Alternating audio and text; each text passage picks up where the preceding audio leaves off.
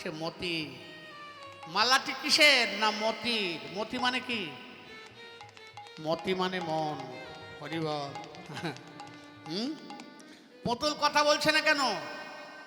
কি বাবা পুতুল কথা বলে না? এই যে রাধা গোবিন্দ দাঁড়িয়ে আছে, ওগুলো তো পুতুল। কথা বললে না? বলে না? বলে। কখন বলে? কথা বলে না, আবার কথা বলে। কখন বলে? হরিবল। ওই মৃন্ময় মূর্তি চিন্ময় হয়ে যায়, জানেন? ওই মৃন্ময় মূর্তি, মাটির মূর্তি চিন্ময় হয়ে যায়, চৈতন্য হয়। কখন হয়? না ভক্তের ভক্তি যখন গাঢ় হয়। ভক্তের ভক্তি যখন গাঢ় হয়, তখন মৃন্ময় মূর্তির মধ্যে প্রাণ প্রতিষ্ঠা হয়ে চিন্ময় আকার ধারণ করে, তখন কথা বলে। বলে না? ভক্ত গোবিন্দ ঘোষ অগ্রদ্বীপে কিসের মূর্তি ছিল? পাথরের। মহাপ্রভুই পাঠিয়েছিলেন পাথরের মূর্তি। মহাপ্রভু বিগ্রহ সেবা করতে বলেছিলেন। মহাপ্রভু বলেছিলেন, গোবিন্দ তোমার সঙ্গ আমি ছাড়বো না বলেছি, কোনোদিন ছাড়বো না। এই বিগ্রহ সেবা করো, বিগ্রহ সেবা করলে আমি তোমার সেবা পাবো। ওই বিগ্রহের মধ্যেই আমি আছি। সেবা করছে, বিগ্রহ সেবা। আপনি হইয়া ভোলা, সব ভুলে গেছে, নিজের দেহ গৃহ নিজের কিছু নেই, সব ভুলে শুধু বিগ্রহটাই প্রাণ, বিগ্রহ নিয়ে পূজা করছে। হরিবল। কিছুদিন পরে গোবিন্দ ঘোষকে পরীক্ষা করছে যে তুমি কেমন ভক্ত। তা বলছে, গোবিন্দ একা একা ভালো লাগে না, তুমি বিবাহ করো, তুমি বিয়ে করো। গোবিন্দ ঘোষ বিয়ে করলেন। তোমার ইচ্ছাই পূর্ণ হোক। বিয়ে করলেন। বিয়ে করো, তোমার ইচ্ছাই পূর্ণ হোক। বিয়ে করলেন। তা বিয়ে করবার পরে তখন গোপীনাথ বলছে, স্বপ্নে বলছে, ও গোবিন্দ একা একা ভালো লাগে না, তুমি অনেক দূরে দূর দূরান্তে ভিক্ষা করতে চলে যাও, আমি একা একা বসে থাকি। একটা যদি তোমার সন্তান থাকতো, তার সঙ্গে খেলাধুলা করতাম। হে কৃষ্ণ, তোমার মনোবাঞ্ছায় পূর্ণ হোক। গোবিন্দ ঘোষের একটা সন্তান হলো, তাই না? এখন গোবিন্দ ঘোষ বিপদে পড়ে গেল। কি বিপদ? আগে বাজারে যেতেন, ঘাটে যেতেন, গ্রামে যেতেন, যেখানেই যেতেন না কেন সবসময় গোপীনাথের কথাই চিন্তা করতেন। হ্যাঁ, কিছুদিন হয়ে গেল গোপীনাথের কথাও ভাবে, নিজের বউয়ের কথাও ভাবে। হ্যাঁ, বউটা একা একা আছে, মুখটা শুকনো হয়ে থাকে। হয়তো আমি এটা দিতে পারি না, ভালো কাপড় দিতে পারি না, ওর কষ্ট হয়, তাই না? তারপরে কিছুদিন পরে ছেলের কথা চিন্তা হয়। ছেলের নাম গোপাল। ছেলের কথা ভাবে, বউয়ের কথা ভাবে, আবার গোপীনাথের কথাও ভাবে। গোপীনাথ মনে মনে চিন্তা করছে, দেখেছো আগে সবসময় আমার কথা ভাবতো, এখন ছেলের কথা ভাবে, বউয়ের কথা ভাবে, আমার কথা মনেই পড়ে না। হরিবল। কখনো গোপালের খাবার গোপীনাথকে দিয়ে দেয়, কখনো গোপীনাথের ভোগ গোপালকে দিয়ে দেয়। মাথা খারাপ হয়ে গেছে। হরিবল। কিছুদিন হলো ওই স্ত্রীটা মারা গেল। গোপীনাথের কাছে বলছে, হে গোপীনাথ, তুমি তো বিবাহ করবার জন্য আদেশ দিয়েছিলে, তুমি আবার কেন কেড়ে নিলে?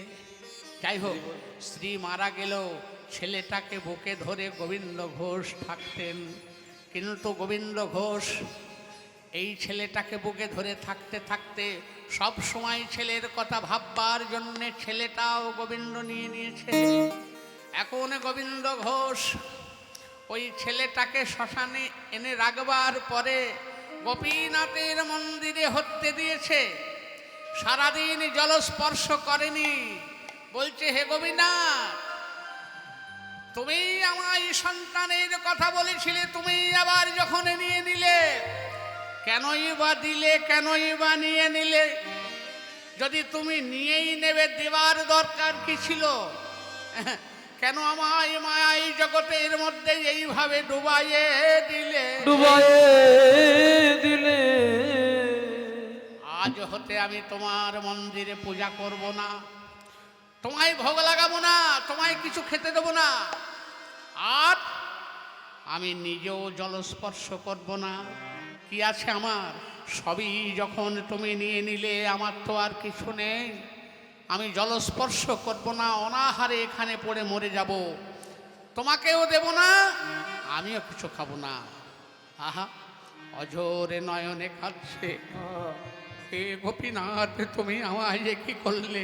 কি করলে? একটাই সন্তান আদর করে নাম রেখেছিলাম গোপাল, তুমি সেটাকেও নিয়ে নিলে।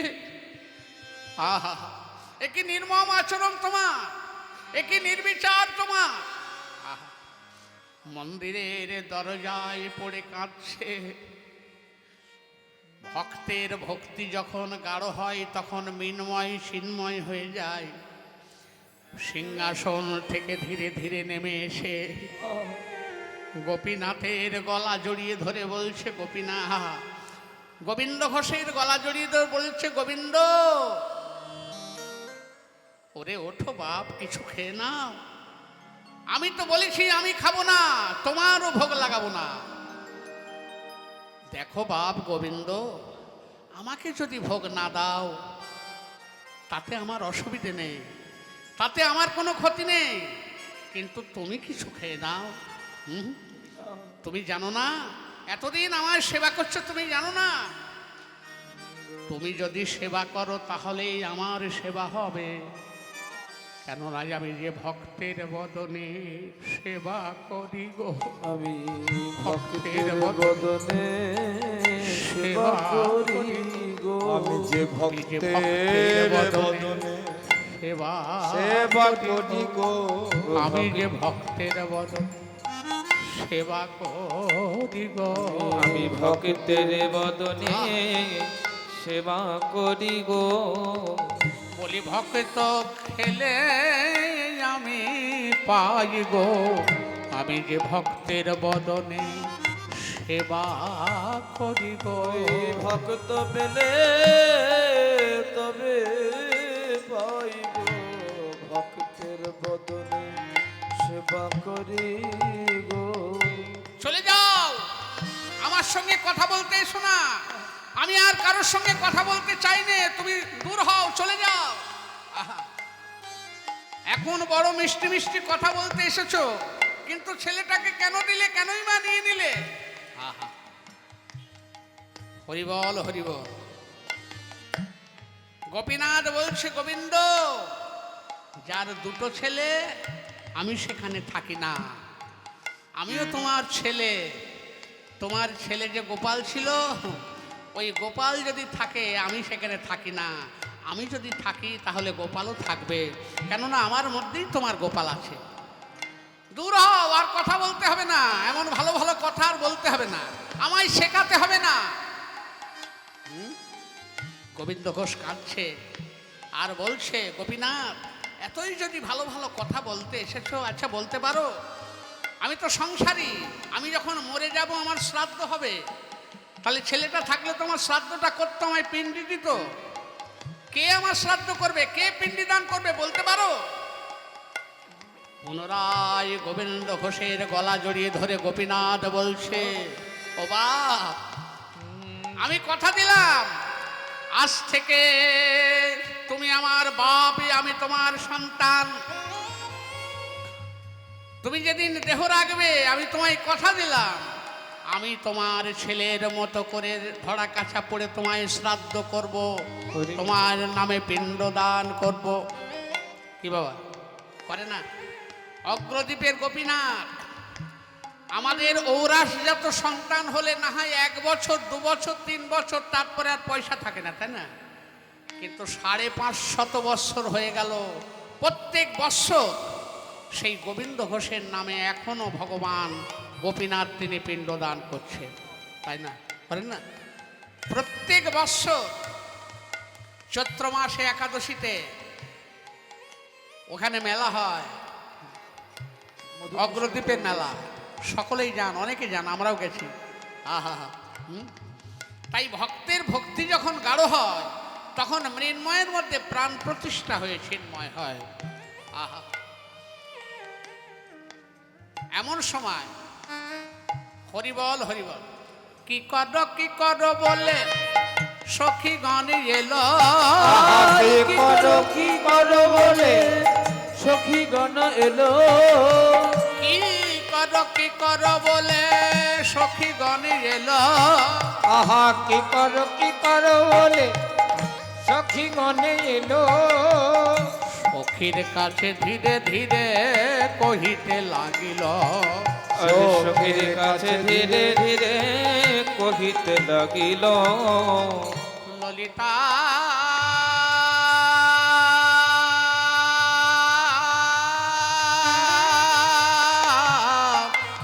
ওরে ললিতা অঙ্গের যত আভরণ সবই পুতুলের দিলাম অঙ্গের জয়বরণ পুতুলের দিলাম অঙ্গের যত আভরণ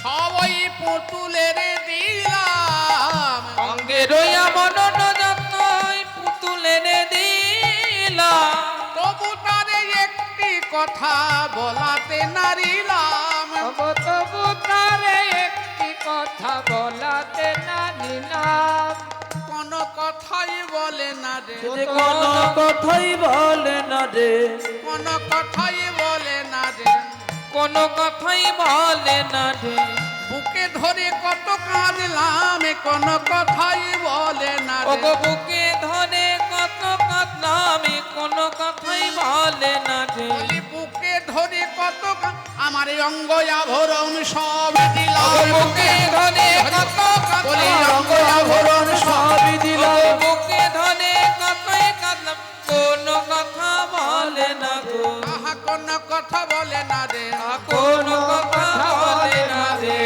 এত বলি পুতুলি লয়ে করে খেলা এত বলি পুতুল লইয়ে আজ রাধে করে খেলা আর এত বলি পুতুল লয়ে আপনি করে খেলা পাশলিয়া দেশে কহে চণ্ডীদাসে আপনি হইয়া ভোলা বাসলিয়া দেশে কহে চণ্ডীদাসে আপনি হইয়া ভোলা পরিবার এদিকে যোগমায়া মানে পৌর্ণমাসী মা তিনি বীরা এবং বৃন্দাকে সমস্ত লীলা কথা বুঝিয়ে দিয়ে রাধারানীর পাশে গিয়ে উপস্থিত হয়েছে পরিবার সখী সঙ্গে করি ভানু রঝিয়ারি যেখানে বসিয়া খেলে আরে কি আর সখী সঙ্গে করি ভানুর ঝিয়ারি যেখানে বসিয়া খেলে আহামরি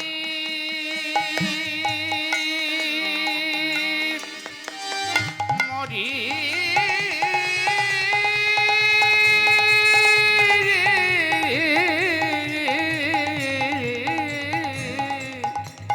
সখী সঙ্গে করি কানুন ঝিঙারি যেখানে বসে খেলা করে খেলে সখী সঙ্গে করি ভানুর ঝিয়ারি যেখানে বসিয়া খেলে অমনি অচম্বিতে আসি দেবী ভগবতী আসি দেবী ভগবতী দাঁড়াইল অন্তরালে অমনিয়া চম্বিতে আসি দেবী ভগবতী আজ দাঁড়াইল অন্তরালে দাঁড়াইল অন্তরালে রাধে তুমি কাঁদছ কেন ও গো রাধে তুমি কাঁদিছ কেনে কমন করে সোনারে পুতুলি অঙ্গে ধরে রাধে তুমি কাঁদছ কেন অমন করে সোনার পুতুল অঙ্গে ধরে রাধে তুমি কাঁদছ কেনে কাঁদছ কেন ধনী কাঁদছ কেনে বলে রাধে তুমি কাঁদছ কেন ও গো আহা রাধে বলো তোমার কি হয়েছে এই ব্রজে কেউ কিছু বলেছে নাকি আহায় তোমার কি হয়েছে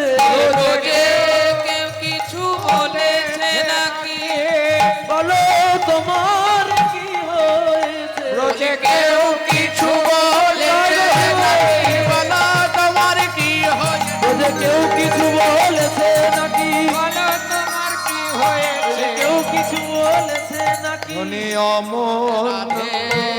কাঁদছ কেনে? আহা, কেউ কিছু বলেছে, কিছু বলে দাদিদা কেউ বলেছে কেউ কিছু বলেছে আহা কেউ কিছু বলেছে, তোমার প্রাণে কি ব্যথা দিয়েছে, কেউ কিছু বলে তোমার প্রাণে কি ব্যথা দিয়েছে, কেউ কিছু বলেছে। ব্যথা কি দিয়েছে, ব্যথা কি দিয়েছে, কটু কথা বলেছে, তোমায় কটু কথা বলেছে। তোমার পিতাকে বলবো, পিতাকে বলবো, তোমার পিতাকে বলবো, আমার পিতাকে বলবো, আরে রাজদণ্ড দেওয়া হবে, পিতাকে বলবো, তারে রাজদণ্ড দেওয়া হবে, পিতাকে বলবো, আরে রাজদণ্ড দেওয়া হবে, বিশ্বভানু রাজনন্দিনী রাজদণ্ড দেওয়া হবে, বিশ্বভানু রাজনন্দিনী, রাজদণ্ড দেওয়া হবে, বিশ্বভানু রাজনন্দিনী, রাজদণ্ড দেওয়া হবে, বিশ্বভানু রাজনন্দিনী। তোমার পিতাকে পিতাকে বলবো, কেউ কিছু বলেছে, আচম্বিতে আসি দেবী পূর্ণমাসী রাধারে করিল কোলে। আহায়া চম্বিতে আসি দেবী ভগবতী রাধারে করিল কোলে। সোনার নাতনি, অমন করে কাঁদছো কেন? বলো, আমার কাছে খুলে বলো না, কি হয়েছে সেটা বলবে তো। যদি কেউ কিছু বলে তোমার পিতার কাছে গিয়ে বলবে, তাকে শাস্তির ব্যবস্থা করো, বলো।